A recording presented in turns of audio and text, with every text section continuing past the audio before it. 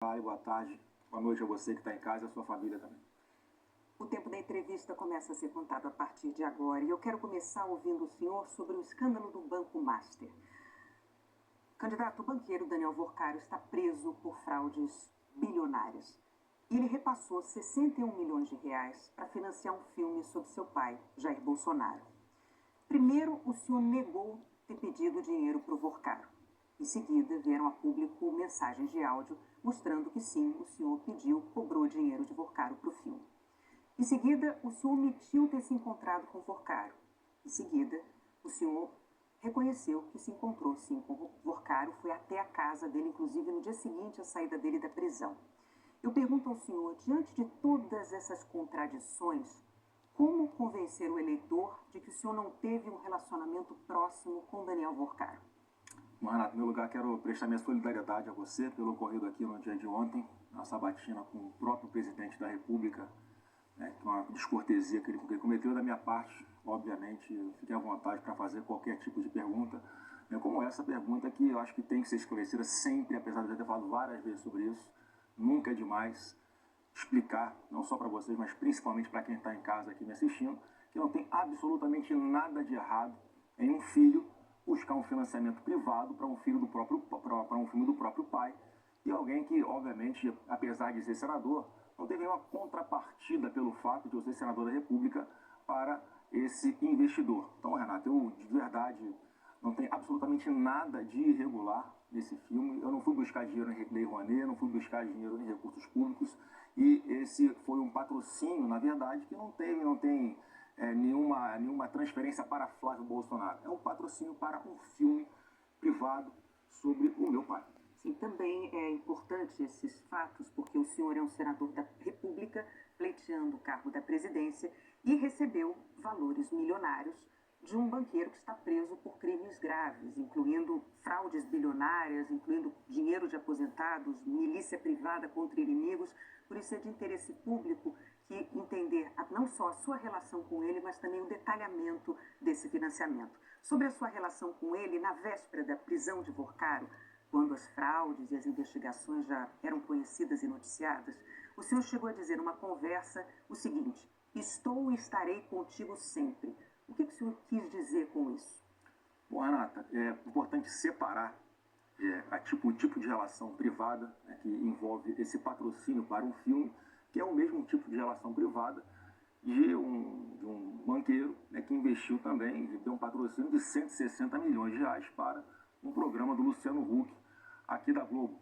Não tem absolutamente nada de errado, a mesma pessoa que fez um investimento de 50 milhões de reais no Grupo Globo, na editora Globo mais especificamente, para que fossem dadas várias palestras, inclusive uma em Nova York, que foi do Valor Econômico, que é do Grupo Globo. Então, isso aqui, Renata, o patrocínio para o Grupo Globo, o patrocínio para o filme privado, isso aqui foi de boa fé, não tem nada de ilegal, está tudo correto, é completamente diferente da relação que ele construiu junto ao atual governo. Mas o que o senhor quis dizer com estarei sempre contigo? Qual era a relação pessoal? A única relação que eu tinha com ele, Renata, era sobre esse filme, mais nada. Então, na verdade, ali o filme já estava acontecendo. Eu não queria que essa obra de arte fosse perdida. É um sonho que estava se realizando.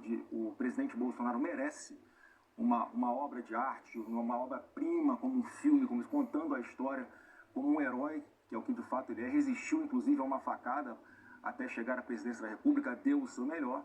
Então, foi ali uma forma de garantir que esse filme acontecesse, e muito em breve, se Deus quiser, todos vão poder assistir esse grande filme sobre o Jair Messias Bolsonaro. Candidato, o senhor se referiu a esse patrocínio do evento do Grupo Globo. Essas relações com anunciantes, elas são sempre pautadas pelo respeito completo às leis, autorregulamentação também da publicidade, e são registradas com absoluta transparência. Então é importante dizer isso aqui ao senhor, uma vez que o senhor trouxe esse assunto. E, obviamente, como nós estamos trazendo aqui, essa relação do senhor com o banqueiro Daniel Worcaro é extremamente importante para o eleitor, exatamente pelo fato de que ele é investigado pela maior fraude financeira do sistema brasileiro. E mais detalhes são importantes também sobre o caminho desse dinheiro para o financiamento. O assunto não é página virada porque justamente o senhor não apresentou o contrato com Daniel Worcaro. O senhor não apresentou uma planilha detalhada com os milhões gastos no filme, como o senhor prometeu fazer, inclusive, em maio. O senhor não esclareceu quem são todos os investidores, quanto cada um colocou no filme. O senhor não esclareceu quanto do dinheiro do fundo criado no exterior foi, de fato, para o filme. O eleitor não merece explicações mais claras sobre esse episódio que ainda está obscuro? Não merece, e é o que eu estou fazendo aqui, Renata. Por favor. É uma relação privada, mais uma vez, que eu só me sinto na obrigação, inclusive, de prestar todos os esclarecimentos, porque eu, obviamente, sou candidato à presidência da República. Então, mais uma vez, todo o patrocínio que foi feito no filme foi usado no filme. Logo assim, né, que veio à tona, né, esse áudio e que começou-se toda a montagem dessa conjuntura, como se tivesse algo de errado nessa relação, que absolutamente não tem nada de errado, eu pedi o quê? Eu falei que era em 30 dias que a produtora apresente uma prestação de contas. E antes desse prazo, a prestação de contas foi feita, inclusive, na investigação que estava acontecendo na Polícia Civil de São Paulo, por exigência minha, antes dos 30 dias, inclusive eu vi na própria imprensa, publicado no site do G1. A prestação de contas estava acontecendo, e como se não bastasse, Ontem, em relação ao site do G1, o senhor falou sobre essa prestação de contas. O G1 trouxe os valores apresentados pela produtora do filme. Mas o próprio G1 também disse que o perito contratado por ela não trouxe mais nenhum tipo de detalhe em relação ao conteúdo dos valores apresentados. Então, o perito, olha só, ele admitiu que ele não acessou o fundo americano que recebeu o dinheiro do Vorcaro. E a Polícia Federal considera que essa análise é fundamental exatamente para conseguir entender a origem e o destino desse dinheiro todo, se ficou no Brasil, se foi para fora do Brasil, ou seja, seguir o caminho de todo esse dinheiro. O perito não apresentou nota fiscal, não apresentou comprovante de transferência bancária, não deu nome de financiador, não explicou a origem e o destino, como eu disse, de 75 milhões de reais, ou seja, ele não esclareceu nada em relação ao caminho do dinheiro. Por que o senhor não apresenta o contrato? Não é do seu interesse dar completa transparência a isso? Olha, do completo interesse, e mais uma vez, tudo já veio à tona pela imprensa. Há 2 ou 3 dias, mais uma vez, uma reportagem da revista Veja, tratando não apenas da prestação de contas, mas também da perícia. O que a perícia conclui, Tralha? Conclui que não tem um centavo de dinheiro público nesse filme.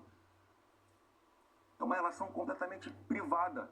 E mais, essa perícia mostra também, Tralha, que o patrocínio que foi feito, né, por ele, o filme custou mais do que o patrocínio que ele fez. E o contrato também veio à tona quando vazaram as conversas entre uma pessoa e o Daniel Vorcaro. O senhor não vai apresentar, então, já está apresentada, e inclusive foi em razão desse vazamento. Todos sabem hoje. Agora uma série de informações do perito que não trazem absoluta clareza em relação ao que aconteceu. Como qualquer pessoa pública tem que prestar esclarecimentos, da minha parte aqui, o que eu vi na imprensa, mais uma vez, inclusive para concluir essa resposta, Frade, é que essa perícia mostra que, além de não ter tido um centavo de dinheiro público, o patrocínio que foi feito, o que a produtora usou para fazer esse filme, foi mais, inclusive, do que foi esse patrocínio realizado. Ou seja, o dinheiro, o recurso foi todo investido na produção do filme. Quando o senhor vai tornar público o contrato que o senhor teve com o Daniel Vorcaro, contrato que o senhor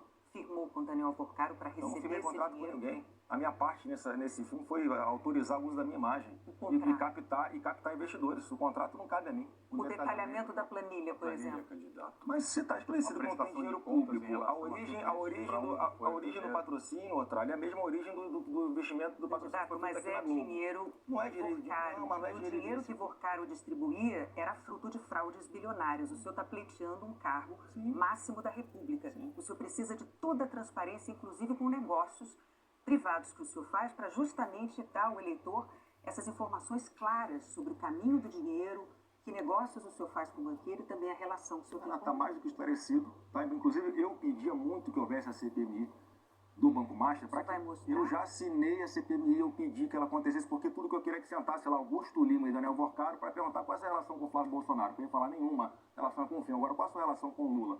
Qual é a sua relação com o Jacques Wagner? Qual é a sua relação com o Riposta? Qual é a sua relação com o Galípolo?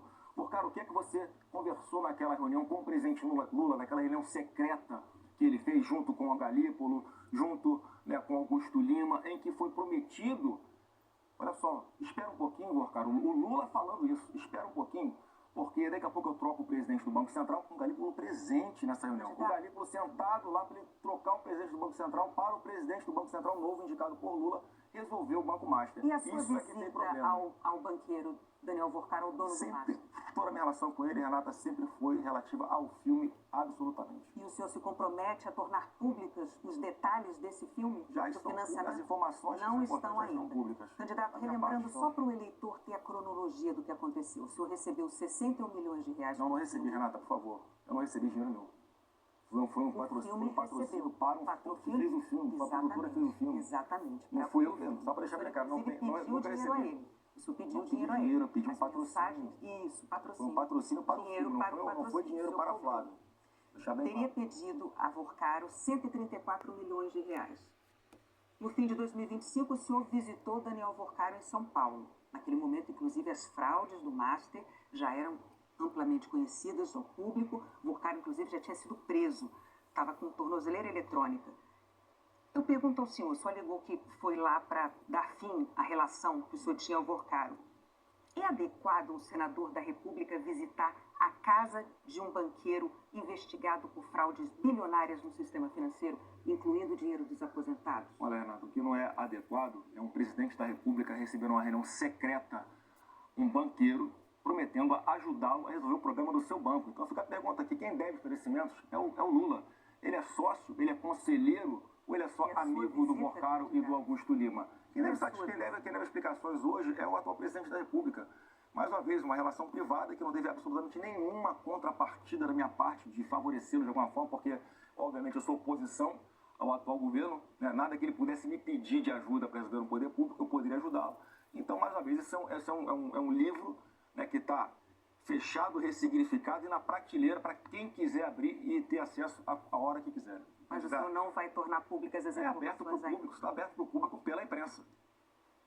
O eleitor ainda não tem essa planilha, não tem os detalhes, não tem, enfim, tudo o que nós tratamos aqui. Eu vou seguir então. Não, só para fechar esse assunto. Para a gente falar agora sobre a tentativa de golpe de Estado no Brasil. Não, mas só para antes de fechar esse assunto, que é importante. Candidato, ao julgar o caso, o Supremo Tribunal Federal identificou 13 atos numa trama que começou antes das eleições de 2022 e culminou no ataque às sedes dos três poderes em 8 de janeiro de 2023. Seu pai, o ex-presidente Jair Bolsonaro, ele foi condenado a 27 anos e 3 meses de prisão por liderar uma organização criminosa que tentou impedir a alternância de poder depois das eleições. E o Supremo enumerou as seguintes ações golpistas: campanha para desacreditar as urnas eletrônicas e a justiça eleitoral, pressão sobre as Forças Armadas, uso de órgãos públicos contra adversários, plano para assassinar o então presidente eleito, o vice e o ministro do Supremo e a elaboração da chamada minuta do golpe.